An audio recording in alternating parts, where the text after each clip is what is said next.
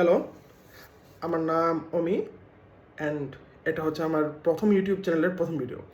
আমি আমার চ্যানেলের নাম রাখছি অমি টেলস, মানে হচ্ছে অমির গল্প। অমির গল্প নাম রাখাটা কেন রাখছি, কি গল্প বলবো, সেটা হয়তো সামনে আমি হয়তো আরও ব্যাখ্যা করব, সামনে হয়তো অনেক গল্প বলবো, বাট মোস্ট ইম্পর্টেন্টলি এই চ্যানেলে আমি গল্প বলবো।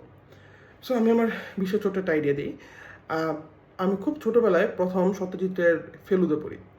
সো আমরা সবাই পড়ছি, যারা হচ্ছে ওই বয়সটা পার করছি, টিনেজটা পার করছি। আমাদের অন্যতম প্রিয় ক্যারেক্টার ছিল ফেলুদা। ফেলুদা গল্পগুলো ছিল একটা এসকেপ, একটা জার্নি, একটা অ্যাডভেঞ্চার। আমাদের একটা সুন্দর ছোট্ট মেমোরি এবং আমাদের কল্পনার লাগামহীন একটা ভালো লাগা। সো হচ্ছে ফেলুদা গল্পে যেখানে বেশিরভাগ মানুষের পছন্দের ক্যারেক্টার ছিল অবশ্যই প্রথমে সবার উপরে থাকবে ফেলুদা। অনেকের পছন্দের তোপসে, অনেকের কাছে জটায়ু ওরফে লালমোহন গাঙ্গুলি খুব পপুলার ক্যারেক্টার। কিন্তু আমার কাছে সব থেকে বেশি ইন্টারেস্টিং ক্যারেক্টার লাগতো সিধু জেঠাকে। ভদ্রলোক ছিলেন একটা চলন্ত লাইব্রেরি। যখন ইন্টারনেট আসে নাই, he was the internet before internet was a thing.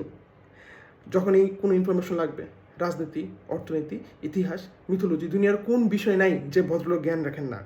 ভদ্রলোকের কারখানায় খবরের কাগজের কাটিং থেকে শুরু করে বিভিন্ন ধরনের বই থেকে শুরু করে যত কিছু থাকা সম্ভব ভদ্রলোকের কালেকশনে আছে। ভদ্রলোক সারাদিনই পড়ে বেড়ায়, কিন্তু ভদ্রলোকের একটা বৈশিষ্ট্য যেটা ছিল, ভদ্রলোক এই জ্ঞানগুলোকে কোনোদিনই কাজে লাগাতেন না।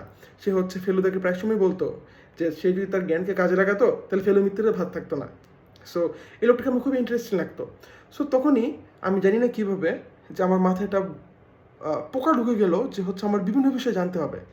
তখনও আমার কোনো প্ল্যান নেই, আমার মস্তিষ্ক তখনও কোনো প্ল্যান বানানোর ক্যাপাবিলিটি অর্জন করে নেই।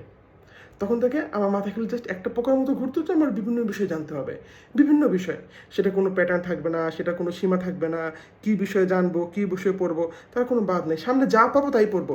উপন্যাস হলে উপন্যাস, ইতিহাস হলে ইতিহাস, ভূগোল হলে ভূগোল, রাজনীতি হলে রাজনীতি, যা পাই তাই পড়বো।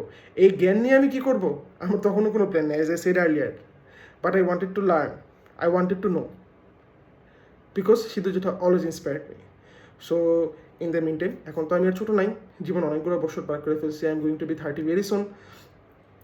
সো হচ্ছে আমি ভাবলাম সিধু জেঠার সময় তো আসলে ইউটিউব ছিল না, আমার সময় আছে। সো আমি যত বিষয় পড়ছি, জানছি, শুনছি, ইন্টারেস্টিং জাগছে, প্রত্যেকটি বিষয় নিয়েই ছোটো ছোটো গল্প বলবো। সেটাতে ইতিহাস থাকবে, রাজনীতি থাকবে, ভূগোল থাকবে, খাবার থাকবে, কালচার থাকবে, ভাষা থাকবে। যখন যা পড়ছি পুরো বিষয়গুলো আমি একটা জার্নালের মতো রাখবো, ডায়েরির মতো রাখবো।